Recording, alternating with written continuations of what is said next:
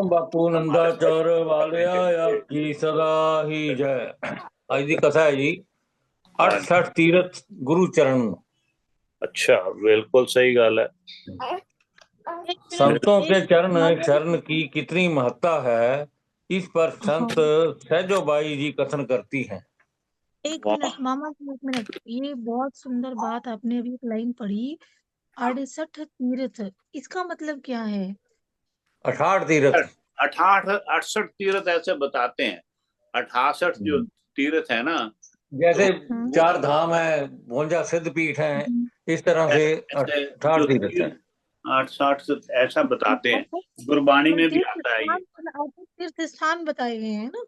हाँ, जिਵੇਂ लिखा है हाँ, 68 तीर्थ सगल पुन जी दया प्रवान। 800 हम्म, 8 ਉੱਥੇ ਤਾਂ 860 ਕਹਿੰਦੇ ਨੇ ਜੀ, ਇੱਥੇ 68 अच्छा ਤੀਰਥ ਕਹਿੰਦੇ ਨੇ। ਮਤਲਬ 68 68 ਹੀ ਚਲੋ, 68 ਤੀਰਥਾਂ ਦਾ ਪੁੰਨ ਵੀ ਉਹਨਾਂ ਨਹੀਂ ਲੱਗਦਾ ਜਿੰਨਾ ਕਿਸੇ ਜੀਵ ਤੇ ਦਇਆ ਕਰਨ ਤੇ ਲੱਗਦਾ ਹੈ। अच्छा, वाह। ਇਹ ਗੁਰਬਾਣੀ ਦੀ ਲਾਈਨ ਹੈ। ਔਰ ਨਾਲੇ ਸਤਿਗੁਰਾਂ ਨੂੰ ਕਹਿ ਵੀ 68 ਤੀਰਥ ਦੇ ਸਮਾਨ ਹੈ। ਹਾਂ, ਸਾਰੇ ਤੀਰਥ 68 ਤੀਰਥ ਸਗਲ ਪੁੰਨ आप ਜੀ ਦਇਆ ਪ੍ਰਵਾਨ। चरणों में हे गुरुदेव प्रणाम आपके चरण। ਇਹਨਾਂ ਚਰਨਾਂ ਦੇ ਵੀ ਦਰਸ਼ਨ ਕਰ ਲਓ ਬਈ। ਮੇਰਾ ਬਾਬਾ ਖਿਆਲ ਹੈ ਰਾਮ ਜੀ ਮਹਾਰਾਜ ਦੇ। ਇਹ ਮਾਘ ਦੇ ਮਹੀਨੇ ਜੀ ਹੈ ਨਾ, 68 ਤੀਰਥ ਸਗਲ ਪੁੰਨ ਜੀ ਦਇਆ ਪ੍ਰਵਾਨ, ਜਿਸ ਨੂੰ ਦੇਵੇ ਦਇਆ ਕਰ ਸੋਈ ਪੁਰਖ ਸੁਜਾਨ। ਵਾਹ, ਧੰਨਵਾਦ। ਉਹ लगाओ लगाओ जी, लगाओ। सुनाओ जी, सुनाओ। संतों के चरण शरण की कितनी महत्ता है, इस पर संत सहजोबाई जी कथन करती हैं। दोहा। 68 तीर्थ गुरु चरण पर भी होत अखंड, सहजो ऐसा धाम नहीं सकल अंड ब्रह्मांड। अर्थात सृष्टि में जितने भी तीर्थ पाए जाते हैं वह सब वस्तुतः संत महापुरुषों के चरणों में ही स्थित हैं। श्रद्धा से संतों की सेवा करने एवं उनकी चरण धूल मस्तक पर लगाने से ही सब तीर्थों का फल उपलब्ध हो जाता है, जैसे कि इस कहानी से स्पष्ट है। इस तथ्य से तो सभी परिचित हैं कि गंगा जी पर प्रतिवर्ष मेला लगा करता है, और लोगों के दिलों में ये भावना दृढ़ है कि गंगा जी का स्नान करने से मानव पापों से निवृत्त पा लेता है। लाखों की संख्या में लोग मेले में जाकर गंगा जी में स्नान कर अपने पापों से छुटकारा पाना चाहते हैं। इन्हीं लोगों में से किसी एक गंगा भक्त की बात है। उसने एक प्रतिज्ञा की हुई थी कि जब तक मेरा जीवन तब तक मैं प्रति वर्ष भी श्री गंगा जी का स्नान करूंगा और भोजन भी उनके हाथ से ग्रहण करूंगा जिन्होंने के गंगा स्नान किया होगा।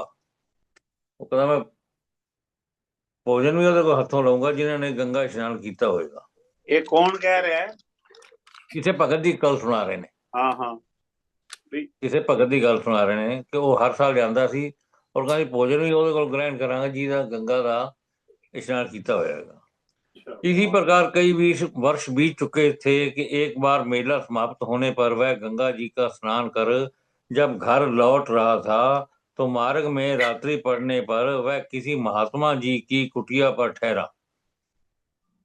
रात्रि जो वापस आ रहे थे ना, किसी महात्मा जी कुटिया से ठहरा और रात को उसने वहीं विश्राम किया।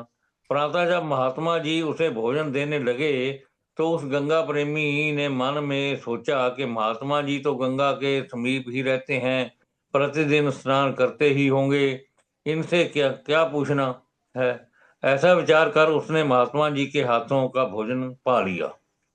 भोजन उपरांत जब वह जाने लगा तो महात्मा जी से कहने लगा, महात्मा जी मुझे कुछ दिशा भ्रम हो गया है, कृपया रास्ता बता दीजिए।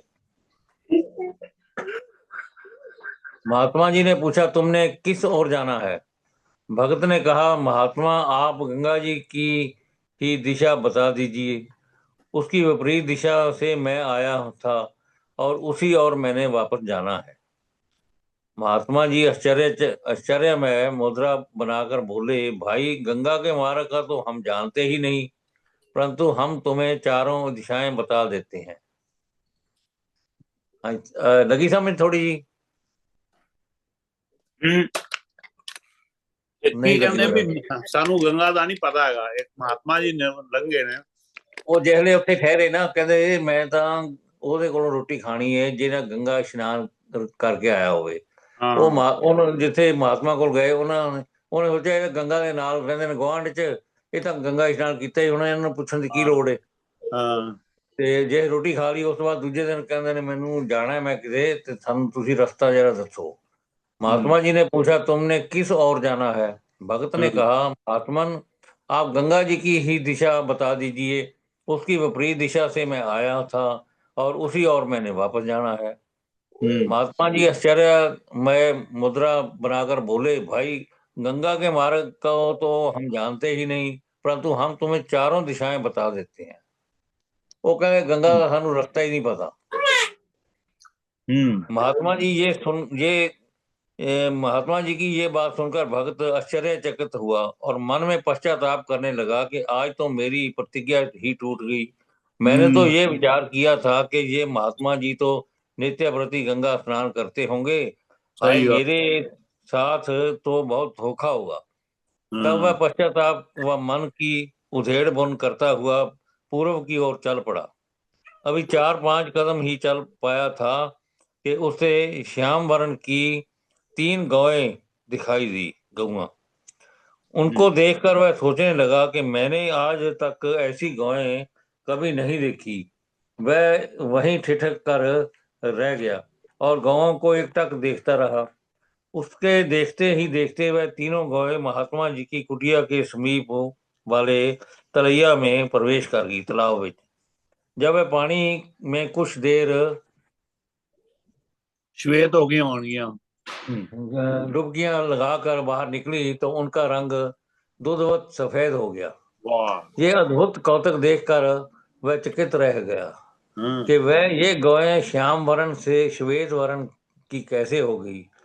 वह अभी उसी स्थान पर ही खड़ा हुआ था जब गायें वापस लौटकर उसके समीप से गुजरने लगी तो वह फिर आगे बढ़कर हाथ जोड़कर उनसे पूछने लगा,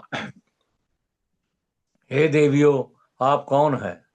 मैंने अभी थोड़ी देर पहले आपका रंग श्याम देखा था, अब एकाएक श्वेत वर्ण में आप दिखाई दे रही हैं, इसका क्या कारण है?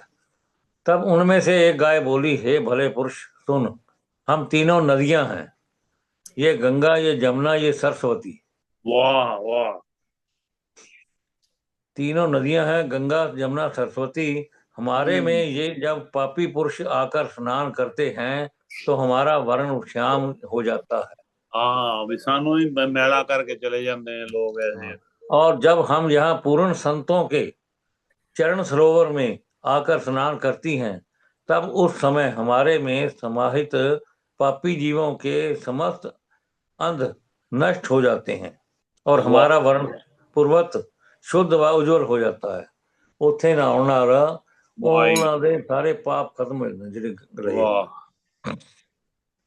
समय तीर्थों के मुख से प्रत्यक्ष में ये बातें सुनकर वह भगत हैरान हो गया और मन ही मन सोचने लगा कि मैं अति मूर्ख हूँ जो अकारण संतों पर दोषारोपण किए जा रहा हूँ कि ये संत भी कैसे हैं कि जो के गंगा श्री जो के श्री गंगा जी के स्नान भी नहीं करते, परंतु अब तो आज मैंने अपनी आंखों से प्रत्यक्ष उनके महात्मा को देख व सुन लिया है कि गंगा जमुना गोदावरी सरस्वती ते करें उद्यम धूर साधु की ताई। गंगा जमुना गोदावरी सरस्वती ते करे उद्यम धूर साधु की ताई। ਜਿਹੜੀ गंगा जमुना गोदावरी सारियां ने इस साधु दी धूड़ चाਹੁੰਦੀਆਂ ਨੇ। अर्थात तीर्थ तो स्वयं पूर्ण पुरुषों के चरणों में आकर स्नान करते हैं। अब मुझे गंगा जी पर जाने की क्या विशेष आवश्यकता है? सब तीर्थ तो महात्मा जी के चरणों में हैं। अब तो मैं आजीवन इनके पावन चरणों में रहकर दोनों प्रकार के स्नान करूंगा जिससे जन्म जन्मांतरों के पापों से निवृत्ति पा लूंगा। ये सोचकर वह प्रेमी वहीं थे महात्मा जी की कुटिया पर उल्टे पांव लौट आया। महात्मा जी की चरण शरण ग्रहण ग्रहण करके एवं निष्काम सेवा द्वारा अपने जीवन को लाभान्वित करने लगा। संत शरण के गौरव के विषय में महापुरुषों ने क्या सुंदर शब्द में कहा है। धोवत है संसार सब, गंगा माहे पाप, पावन सतगुरु के चरण, गंगा पहुंचे आप। भाव ये कि संतों के चरणों की तीर्थों से उपमा दी गई है कि वह तीर्थ से भी अधिक महत्व रखते हैं, तभी तो उनके पावन चरण स्पर्श करने के लिए स्वयं बड़े तीर्थ भी तरसते हैं। जैसा कि इस दृष्टांत में हम पढ़ ही चुके हैं कि त्रिवेणी स्वयं चलकर संतों की निर्मल अधनाशिनी चरण रज से अपने को पवित्र करने हेतु वहां पर आई। यहाँ पर के पूर्ण महात्मा जी स्नान आदि करते थे। उस पवित्र चरण सरोवर में प्रवेश कर वे अपने पर चढ़े हुए पापों को धोकर पूर्ण रूप से निर्मलता को प्राप्त कर गई। इसी प्रकार भाग्यशाली पुरुष भी संत महापुरुषों के जो के स्वयं ब्रह्मलीन अथवा पूर्ण तत्वदर्शी होते हैं, उन महापुरुषों के पावन सत्संग रूपी सरोवर में मजन कर समस्त पापों से छुटकारा पा लेते हैं। ओम बापू नंदाचौर वाले आपकी सदा ही जय। ये थी जी अज का कमाल करती। ये भी कुछ कहना चाहता, इन्ना सुंदर बनाई है, इन्नी सुंदर आई है ਤੁਹਾਡੀ ਇਹ ਬਈ कथा है। चारों तीर्थ धाम आपके चरण।